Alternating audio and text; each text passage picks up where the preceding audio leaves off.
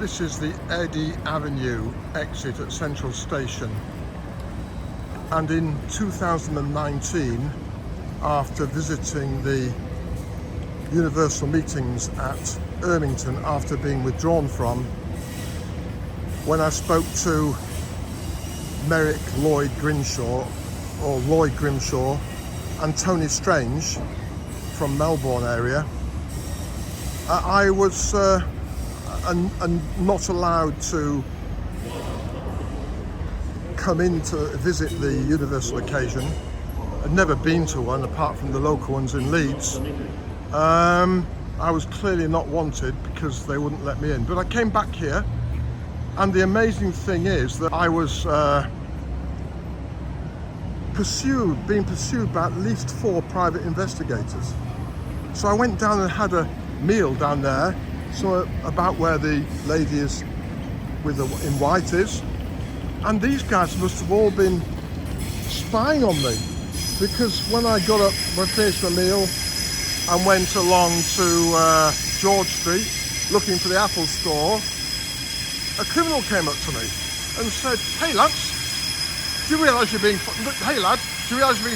I'm a criminal." So he showed me at least a couple of these detectives, and so this place has memories for me, because they must have been watching me to my meal. Big deal.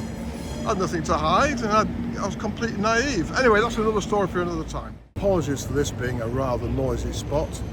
I think John Howard's spot, ex-Prime Minister, where he met me outside Lavender Bay Church, or Christ Church at Lavender Bay, is the best because it's quiet and peaceful, where a church is, graveyards and such and so forth.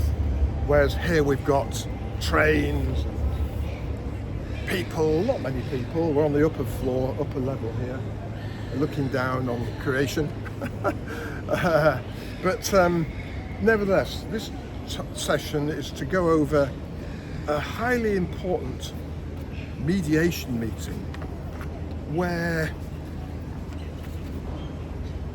Charlotte Harris, the Brethren's lawyer, who my family used as well, of Kingsley Napley, one of the most ruthless legal firms in the UK, came up to Leeds for a special interview, which I regarded as highly significant, where she was trying to resolve matters so that matters wouldn't go on to court like they did in November last year, where I had to sign a penal notice that I would not say anything derogatory, regardless of whether it's truth, about my family or about my business. So, having spoken constructively in all my videos and all my letters, because constructive criticism includes speaking the truth and exposing evil, like the Brethren teaching is. So to actually pick bits of what I say or write, as came out in my acquittal in the Leeds courts in January 2023, January last year, and take them out of context is completely unchristian, completely wrong, and you should never bring a case like that against somebody in court. So the 21 witnesses, 8 that showed up in January 2023, were completely exposed. So prior to that, before all that money, in 2021, 7th of December 2021, before I was pulverised with going to the police station, police visits, legal visits, this was an effort to resolve things. So please note, this may be a bit tedious, but it's necessary ground, because I took detailed notes, because to me it was a clash.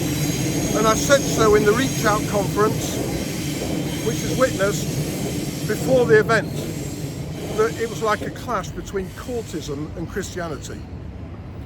So if a cult can get hold of the legal system and pulverise a Christian who's speaking the truth, it's a clash, a big clash.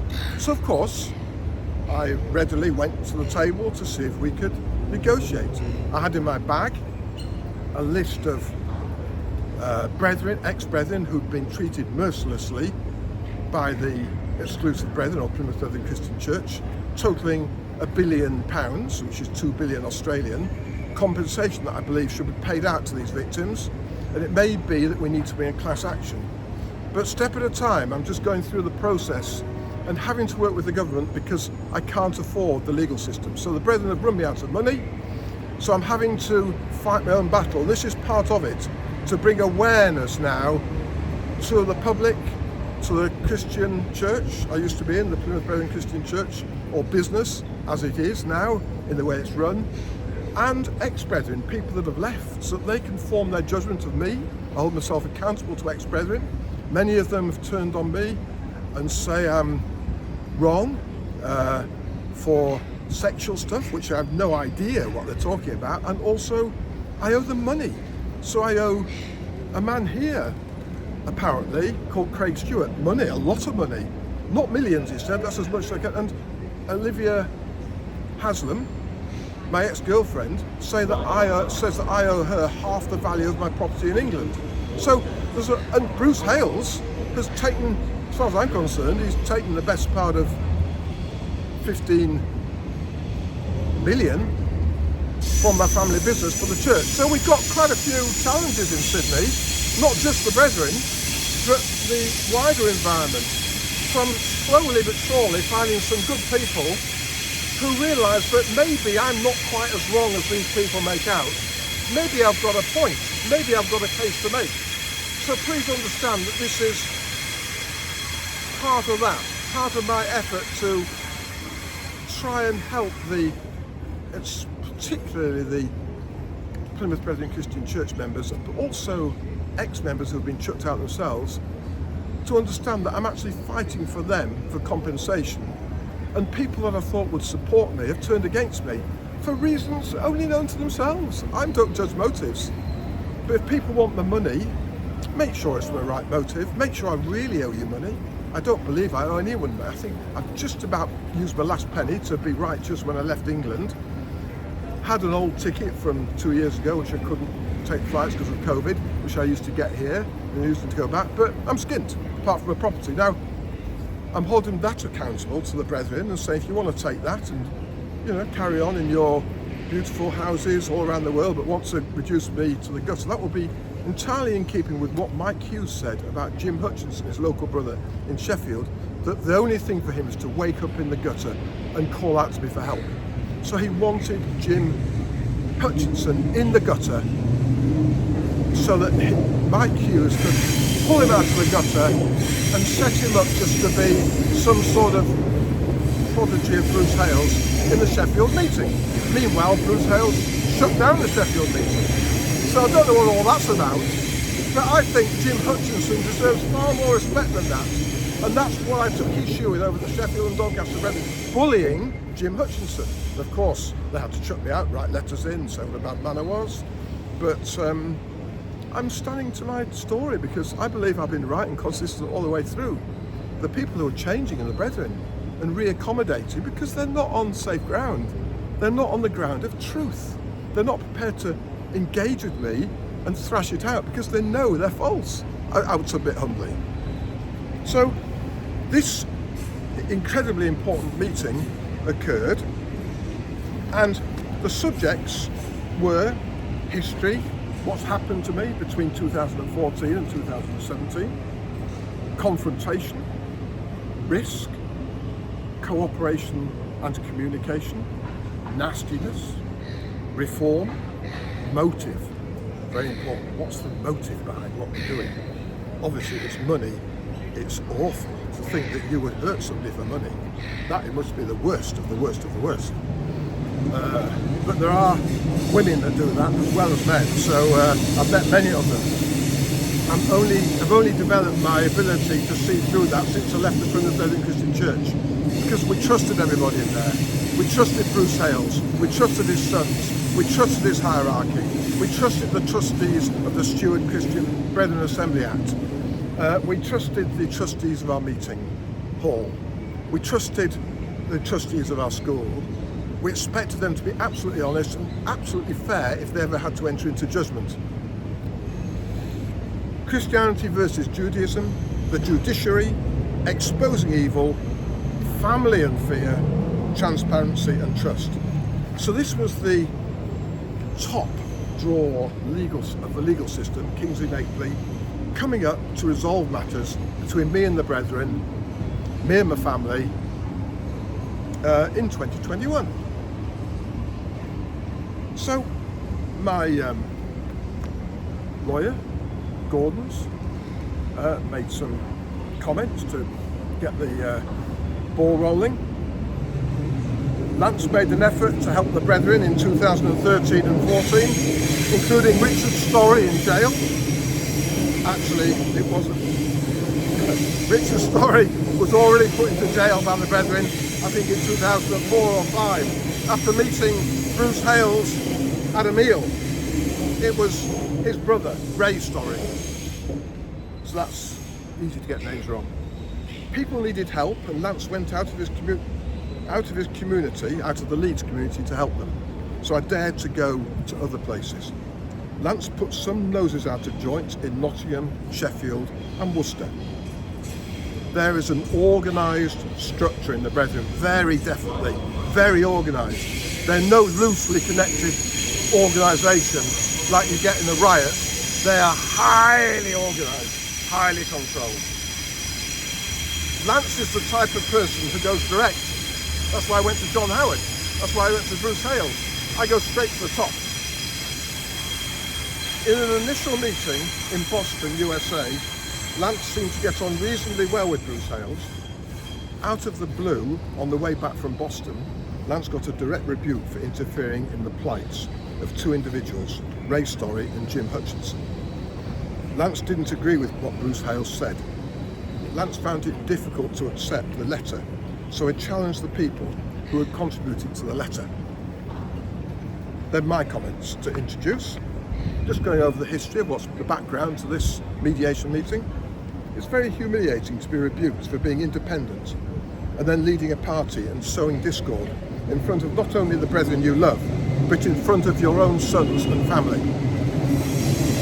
The 27 priestly visits were absolutely destroying. The rebuke sounded horrific for the congregation, especially in view of the fact that I was only helping people in distress. So what was a kind gesture on my part was turned back against me in a narcissistic way, as though I was the offender. And the brethren in these places were right. They had everything in hand, and Lance's advocacy, Lance's help was not needed at all. People came to me without Bruce Hales' authorization, and I responded spontaneously. That became a problem to the hierarchy. Yes, I got involved in other places' administration without going through the local hierarchy or priests. They were in fact the problem. The brethren are a hierarchical system, very controlled, as I said earlier. If the leader wants Kingsley Napley to start a case against brethren, he can instruct that arbitrarily without any input from anybody else. I sensed a change in my wife 2.5 years before I was kicked out. The relationship suffered. I believe somebody spoke to her. I'm not sure who it was. It might have been Garth, Roger Edwards, I don't know. Whoever Bruce Hales would nominate. And probably said something like, we're concerned about Lance. We've got to preserve the business for the testimony. And just who is sowing discord? If that did happen, they're blaming me for sowing discord in Sheffield and Nottingham, but who is sowing discord really? That's what narcissists do. They impute their own motive onto others to deflect attention from themselves. Priests must have approached my wife Deborah and told her that Lance was going out of fellowship, so she had to help them arrange things so that Lance's wealth was kept in the fellowship. Comments from Charlotte Harris, the opposing lawyer. You might agree with me, disagree with me, Lance, but Weave Able and not Bruce Hales.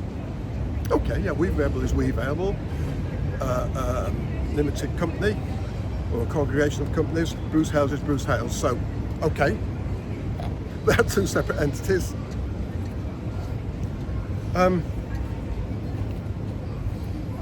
I said, we've got to contain evil, all 4 of us together here in this room. because Stephen's assistant, Katie, was there as well. Farrer and Co., lawyers for the Brethren, said, "We represent all the Brethren." That was a false claim. You don't represent all the Brethren, Charlotte Harris. So don't try and make out you do. So I made that very clear, that she was not representative of the Brethren. I was in touch with Inside Brethren when these lawyers were claiming to represent all 55,000 Brethren. So it's 55,000 against one. What chance did I have? Mercifully, one or two brave ones were in touch with me. So I knew that they did not represent all the Brethren, and my lawyers told them so. So we managed to knock that out of court. So I said, if I go to jail because people hate me so much, I might have to do that. I said that the matter affecting my ex-employee at work was finished and resolved, unless the person wanted to be reconciled. I'm still here if she ever wants to be reconciled with me. That's my motive. I want to reconcile with anyone I've fallen out with. I really do. I got on well with this employee and wanted to be general manager, but then we had Andrew Critchley and Rolf Lyon in 2015 for a UBT advisory meeting, and they said she can't be general manager. We want your money safeguarded for the schools from your business, so that would interfere with that. They pretty much said it in a roundabout way. Stephen McVeigh, my lawyer, said, "We don't know what Jed wants." And then Charlotte explained, "Your campaigning, Lance, has caused upset amongst certain people." Stephen McVeigh, my lawyer, said, "Lance is being sued. We're not using the case as a platform. The case was being brought against Lance by the Brethren and his family, so we're defending him." So Charlotte Harris replies, "The whole matter is very bruising. The Brethren bit is very involved." So Stephen said, "We will avoid the ex-employee bit if possible, like I'd said. We didn't want that coming back up, but the Brethren had joined that case into the We've Able group case, as they called it, which the judge was not happy about." And so Stephen said, "The matter was not started by her. It started by Jed receiving a document." So Jed received a document, we don't know who from, where from, but he happened to get a document, which was a private document, which I believe had been stolen by a man called Laurie Wearmouth when I was staying at his house in Warkworth, New Zealand.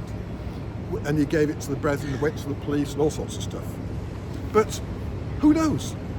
We need to know, it's essential that we know where that private document, which wasn't troubling anybody, came from and was brought to the attention of the Brethren and Jed. There's been no transparency on that at all.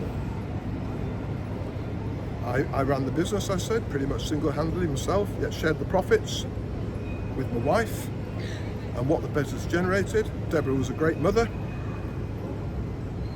And Charlotte Harris acknowledged, "I can see that there's relevance in you talking about the background of the Brethren." So she started off very nicely, but she commented that you did refer to cult busters. That doesn't sound very nice. Well, I believe that cults do need busting. Christianity needs enshrining, Christ needs enshrining, but cults need busting. Now, if you're a cult member, of course, you'll find that offensive. But if the cap fits where it is, you're not a cult, there's nothing to fear. So if the cap fits, wear it. I said, "The Brethren have deliberately made our family situation extremely complicated. Over £2.5 million has been spent by the family in confronting each other so far. The Brethren are not listening to my side of the story at all, and so on. If you think differently to the leader, they home in on you. It's psychologically destroying. 3 priests come and see you, it's 3 against 1. My lawyer said it would have been better if the case hadn't been brought by Jed against his father in the first place."